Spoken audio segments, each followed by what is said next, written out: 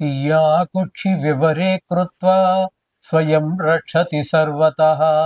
नमामि जननीं देवीं परां प्रकृतिरूपिणीं। कृच्छ्रेण महता देव्या धारितोऽहं यथोदरे। तत्प्रसादात् जगद्दृष्टं मातुर्नित्यं नमोऽस्तु ते। पृथिव्या यानि तीर्थानि सागरादीनि सर्वतः वसन्ति यत्र तां नौमि मातరం భూతిహేతవే। మాతృదేవో భవ పితృదేవో భవ. ఇప్పుడు మనము ఆగస్టు నెల 2026 సంవత్సరంలో గోచార ఫలితాలు ద్వాదశ రాశి వారికి ఎట్లా ఉన్నాయి అనే విషయాన్ని మనం సశాస్త్రీయంగా తెలుసుకుందాము. శాస్త్రం కాకుండా ఒక్క మాట కూడా ఉండదండి. మిమ్మల్ని ఆనందపరచడం కోసం ఏవో లేనిపోరి మీకు లక్షలు వస్తాయి, కోట్లు వస్తాయి, నువ్వు కోటీశ్వరుడు అయిపోతావు, పిల్లకి పెళ్ళి అయిపోతుంది, నీ వెనకాల 5 అమ్మాయిలు పడుతున్నారు, ఇలాంటివి ఏమీ ఉండవండి. శాస్త్రం ఎంతవరకు చెప్పిందో అంతవరకే. రాసి పెట్టుకుని బల్లగుద్ది చెబుతున్నా హరి హరాదులు, ఈ బోడిగాడు చెప్పేదానికి హరి విష్ణువు, హరుడు అంటే శివుడు, వీళ్ళు కూడా తప్పించలేరంట. ఇలాంటివన్నీ ఏం ఉండవండి. శాస్త్రం చెప్పినంత వరకు నేను చెప్తాను. అందుచేత మీరు శాస్త్రమే కావాలనుకుంటే దీన్ని చూడండి, మా ఛానల్స్. మిగతావి మీకు అలాంటి ఆనందాన్ని ఇచ్చేవి, చెవులకి ఆనందం, మనసుకి ఆనందం 5 నిమిషాలే, తర్వాత ఏమి ఉండదు. అది తర్వాత ఏడిపే. ఎందుకంటే మీరు దానికోసం ఎదురు చూసి డిసప్పాయింట్ అయిపోతాం, నిరాశ చెందుతాం, తర్వాత అంత దానివల్ల ప్రయోజనం. కాబట్టి శాస్త్రం కావాలంటే మాత్రం ఇప్పుడు మన ఛానల్ ఏ ఛానల్లో మీరు చూస్తున్నారో దీన్ని సబ్స్క్రైబ్ చేసుకోండి, మీరు యథార్థాన్ని తెలుసుకోండి చాలు. మేషరాశి వారికి ఆగస్టు నెల 2026 సంవత్సరంలో గోచార ఫలితాలు ఏ విధంగా ఉంటాయని తెలుసుకునే ప్రయత్నం చేద్దాం. మేషరాశి వారికి కుజుడు ద్వితీయ స్థానంలో 2 రోజులు, అంటే వృషభంలో 2 రోజులు, తృతీయ స్థానంలో అంటే తృతీయ స్థానం అంటే మిథునం అవుతుంది, మిథునంలో 29 రోజులు. ఆగస్టు నెలకి మనకి 31 రోజులు వస్తాయి కాబట్టి 31 రోజులు లెక్క వస్తుంది.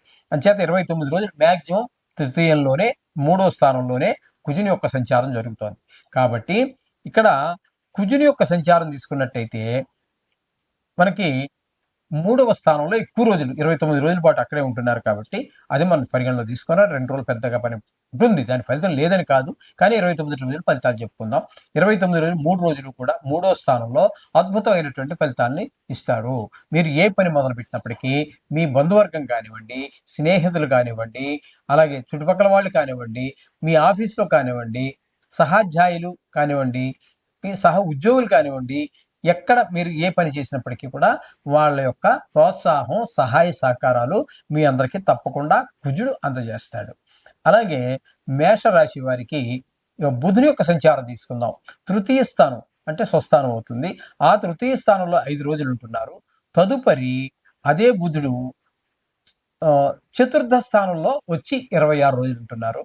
ఇక్కడ 26 రోజులు ఎక్కువగా ఉన్నారు కాబట్టి, అంటే బుధుడు 5 రోజులు అక్కడ ఉన్నప్పటికీ అక్కడ 3వ స్థానంలో కొంచెం దుష్ప్రభావాలు ఉంటాయి, అంటే ఎవరి యొక్క సహాయ సహకారాలు ఉండవు. కానీ ఇక్కడ బుధుడు 26 రోజులు ఉంటున్నారు కాబట్టి ఈ 26 రోజుల్లో కూడా మీకు మీ అమ్మగారి యొక్క ఆశీర్వచనం మీకు దొరకటము, విద్య విషయాల్లోనూ, భూమి విషయాల్లోనూ, గృహ విషయాల్లోనూ, వాహన విషయాల్లోనూ, మీ స్వభావంలోనూ, వీటన్నిటిలో కూడా మీకు మంచి సహాయ సహకారాలు బుధుడు అందజేస్తాడు.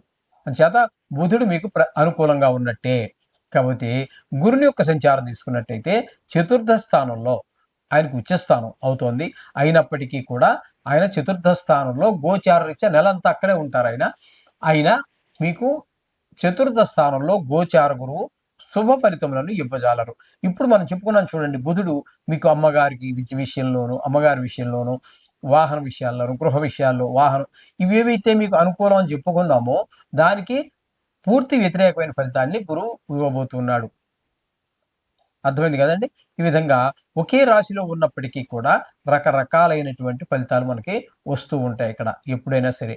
ఇదే చతుర్థ స్థానంలో రవి అంటే సూర్య భగవానుడు 17వ తారీఖు వరకు, అంటే 17 రోజుల పాటు మీకు చతుర్థ స్థానంలోని, ఇప్పుడంటే మీకు ఈ మేషరాశి వారికి చతుర్థ స్థానంలో 4 గ్రహాల సంచారం జరుగుతోంది. రవి, బుధ, గురు మూడు గ్రహాల యొక్క సంచారం జరుగుతుంది.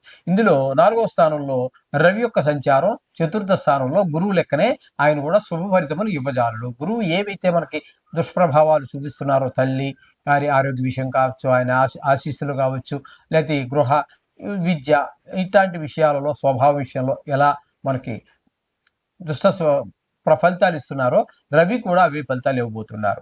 తదుపరి ఈ రవి 18వ తారీఖు నుంచి 14వ తారీఖు వరకు మనకి 14 రోజుల పాటు ఆయన 5వ స్థానంలో సంచారం చేస్తున్నారు. ఈ 5వ స్థానంలో ఉన్నప్పుడు కూడా సూర్య భగవానుడు ఈ మేషరాశి వారికి చేసే ఉపకారం ఏమీ లేదు. అయితే ఇక్కడ చేసేటటువంటి దుష్ట ప్రభావం ఎవరి మీద అంటే సంతానం మీద బాగా చూపిస్తుంది. పిల్లలకి గాయాలు అవటం కానీ, చదువు మీద శ్రద్ధ పెట్టకపోవటం, ఒక వయసును బట్టి వాళ్ళు చెడు స్నేహాలు చేయటము, ఇట్లాంటి పరిస్థితులన్నీ రవి వల్ల కలుగుతుంటాయి. అంటే ఈయన పాక్షికంగా మనం ఎప్పుడు ఇంచుమించుగా కాదండి, ఎప్పుడు మనం ఫలితాలు చెప్పుకున్నా రవి గురించి, రవి రెండు భాగాలుగా మనం విభజించుకోవాలి. ఒక దాంట్లో యోగిస్తే ఒక దాంట్లో యోగించకపోవచ్చు. అందుచేత ఇక్కడ మీకు చతుర్థ స్థానంలోనూ యోగించటం లేదు, ఖచ్చితంగా రెండు రాసుల్లో ప్రయాణం చేస్తారు ఆయన. అందుచేత ఈయన 2 స్థానాల్లోనూ కూడా, అంటే చతుర్థ స్థానంలో కానీ, పంచమ స్థానంలో కానీ, 2 స్థానాలలోనూ కూడా రవి ఉపయోగకరమైనటువంటి ఫలితాలు మనకి ఇవ్వటం లేదు. ఈ 5వ స్థానంలో అంటే సింహరాశిలో ఆయన సంచారం చేసేటప్పుడు ముఖ్యంగా సంతానం మీద దుష్ప్రభావం చూపిస్తుంటుంది. ఆటలు, గాయాలు, చెడు స్నేహాలు ఇట్లాంటివన్నీ ఉండే అవకాశం ఉంది. ఇక శుక్రుని యొక్క సంచారం తీసుకున్నట్టయితే 5వ స్థానంలో 2 రోజులు ఉంటారు, మంచి ఫలితాలు ఇస్తారు ఆయన. ఇక 29 రోజులు 6వ స్థానంలో సంచారం చేస్తున్నారు. 6వ స్థానంలో గురువు ఎప్పుడు కూడా శుభ ఫలితములు ఇవ్వజాలరు. 6వ స్థానంలో వచ్చినప్పటికి ఏమవుతుంది, ఎక్కువగా చిన్నపాటి అనారోగ్యాలు చూపటము, అప్పులు బాధ, శత్రువులు, అప్పుడాక మనకి మంచిగానే ఉంటూ ఉంటారు మనతో. వాళ్ళు ఎందుకని కారణం లేకుండా కొంతమంది స్వభావం ఎలా ఉంటుందండి, మీరేం వాళ్ళకి అపకారం చేయక్కర్లా, శత్రువు అయిపోతాడు. మీరు ఉపకారం చేయక్కర్లా, మిత్రుడు అయిపోతాడు. అది ఒక స్థిరత్వం లేనటువంటి ఈ ఒక మెంటాలిటీ, అంతే. మనస్సు యొక్క ఉద్దేశం అలాగే ఉంటుంది వాళ్ళు. అంచేత ఆ 29 రోజులు ఈయన 5వ స్థానంలో మంచి ఫలితాలు ఇచ్చినప్పటికీ 6వ స్థానంలో మాత్రం మంచి ఫలితాలు ఇవ్వరు. చెప్పుకున్నాం కదా, ఆరోగ్య విషయంలోను, రుణ విషయాల్లోనూ, అలా కలహాలు, అపకీర్తి ఇట్లాంటివన్నీ మనకి ఈ శుక్రుడు వల్ల కలుగుతూ ఉంటాయి. అంటే ఈయన శుక్రుడు కేవలం 2 రోజులు మాత్రమే మీకు ఉపయోగపడుతూ ఉన్నాడు. తదుపరి ఈయన మనం కనుక తీసుకున్నట్టయితే 11వ స్థానంలో రాహుగ్రహ కేతు కూడా ఉన్నారండి. ఇక్కడ కేతువు కూడా 5వ స్థానంలో సంచారం చేస్తున్నారు. ఈ కేతువు 5వ స్థానంలో సంచారం, ఆయన కూడా సంతానం మీదనే దుష్ప్రభావం చూపిస్తారు. ఇక్కడ 3 గ్రహాలు ఉన్నాయి 5వ స్థానం అయినటువంటి సింహంలో.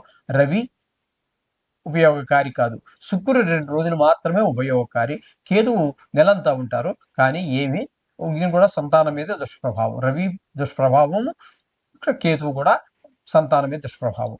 ఇక ఏకాదశి స్థానంలో రాహుగ్రహ సంచారం ఉందండి. ఈయన మాత్రం మంచి పరిపూర్ణమైనటువంటి మీకు సహాయ సహకారాలు అందిస్తుంటారు. దీన్ని లాభస్థానం అని కూడా అంటూ ఉంటాము. అంచేత మీరు ఏ పని చేసినా మీరు ఆశించిన దానికంటే ఎక్కువ ద్రవ్యం లభించడం జరుగుతూ ఉంటుంది. అలాగే ధనం బాగా సంపాదించగలుగుతారు. ఏ పని చేసినా కూడా అందులో నైపుణ్యం అయితే బాగా కనిపిస్తూ ఉంటుంది. ఈ విధమైనటువంటి ఫలితాలన్నీ ఒక రాహు మీకు పరిపూర్ణంగా శుభుడండి వీళ్ళకి. ఇక శని భగవాను తీసుకున్నట్టయితే ఏలినాటి శని జరుగుతోంది మేషరాశి వారికి, వ్యయస్థానంలో ఉన్నారు. అందుచేత ధన వ్యయము, ధన నష్టం, అట్లాగా ధనానికి సంబంధించినటువంటిది ఈ అనేక రకాలైనటువంటి విపత్తులు జరుగుతూ ఉంటాయి. కొంతమందికి ఈ ధన విషయాల్లోనే కొన్ని చేతివాటం చూపిస్తూ ఉంటారు. ఉద్యోగంలో ఉన్న, ప్రైవేట్గా జీవితం జీవిస్తున్న చేతివాటం అంటారు దాన్ని, అంటే దొంగతనం. ఈ దొంగతనం చేసేటటువంటి అలవాటు ఉన్నటువంటి వాడు ఖచ్చితంగా కారాగారం శిక్షలు అనుభవించేటువంటి పరిస్థితులు కూడా ఏర్పడుతూ ఉంటాయి. కొంతమందికి భార్యా వియోగం కూడా జరుగుతూ ఉంటుంది. ఈ ఏ స్థానంలో ఈ శని భగవానుడు ఉండటం వల్ల ఈ విధమైన ఫలితాలన్నీ కూడా ఈ రాశి వారికి కనిపిస్తున్నాయి. కాబట్టి వీరికి పూర్తిగా శుభగ్రహము అని చెప్పటానికి ఒక్క రాహు ఇక్కడ మాత్రమే ఉన్నారు. మిగతా పాక్షికంగా ఉన్నారనుకోండి. కుజుడు కూడా పర్వాలేదు, నెలకు సుమారుగా 29 రోజులు మీకు అనుకూలమైన ఫలితాలు ఇస్తున్నారు. మిగతావి ఏవి బాగలేవు. కాబట్టి వీరు ప్రతి విషయంలోనూ కూడా మాట విషయంలో కానీ, ధనం ఖర్చు పెట్టడంలో కానీ, అనవసరమైన వస్తువులు కొనటం అంచేత ఇక్కడ ఏలినాటి శని యొక్క ప్రభావం వీరి మీద, మేషరాశి మీద గట్టిగా పడుతుంది. కాబట్టి వీరికి వీలుంటే వీటికంటే ఇక్కడ చాలా కాలం ఉంటుంది ఆయన శని భగవానుడు అక్కడ ఇంచుమించుగా ఈ సంవత్సరం అంతా కూడా ఉండే పరిస్థితి ఉంది. కాబట్టి వీళ్ళకి మారితే మారతారు, మారినప్పుడు చెప్తాము. కానీ వీరు మధ్యలో శని త్రయోదశి కానీ అట్లాంటివి ఏమైనా వస్తున్నట్టయితే ఆ శని భగవానుడికి సంబంధించిన తైలాభిషేకం కానీ అవన్నీ చేయించుకోవటం కానీ, ఆర్థిక పరిస్థితి బాగుంటే జపం చేయించుకోండి. లేదా అప్పుడప్పుడు శనివారం రోజు ప్రత్యేకించి వెళ్ళండి. కాసిన నువ్వులు ఒక 5 రూపాయలు తీసుకొని, 10 రూపాయలు తీసుకొని ఆయన పాదాల దగ్గర వేసి నమస్కారం పెట్టుకుంటుంది, సరిపోతుంది. అలాగే నిత్యం మీరు ఎలాగో మనం చెప్పుకుంటూనే ఉన్నాం, మన ఛానల్ మొదలైన దగ్గర చెప్పుకుంటూనే ఉన్నాం నవగ్రహాల గురించి. ఆ విధంగా మీరు నవగ్రహ మంత్రం చెప్పుకోండి. ఇంకా మాకు ఆర్థిక పరిస్థితి బాగుందంటారా, శనికి ప్రత్యేకమైనటువంటి కొన్ని దేవస్థానాలు ఉన్నాయి. మనకి ఆంధ్రాలో మందపల్లి అని, ఇక్కడ కూడా హైదరాబాద్లో కూడా ఈ మధ్య ఏవో 1-2 గుళ్ళు ఏవో కట్టారని విన్నాను. ఎక్కడనేది అయితే డీటెయిల్ నాకు తెలియదు. అలాగే షిరిడి వెళ్ళినటువంటి వాళ్ళు కూడా పక్కన ఏదో సింగనాపూర్ ఏదో చెప్తున్నారు. అట్లా కొన్ని ఫేమస్ అయినటువంటి ఉన్నాయి. మీ ఆర్థిక పరిస్థితి బాగుంటేనే, ప్రత్యేకించి దీనికోసం అయితే వెళ్ళక్కర్లా. మన ఇంటి దగ్గర ఉన్నటువంటి గుళ్ళో నవగ్రహాలలో ఉన్న శనీశ్వరుడు ఆయన ఒకరే, మీ ఇంటిలో ఉన్న దేవుడు కూడా ఒకడే. కాబట్టి ఆర్థిక పరిస్థితి బాగుంటే అసలు సైట్ సీయింగ్ అన్నట్టు ఉంటుంది.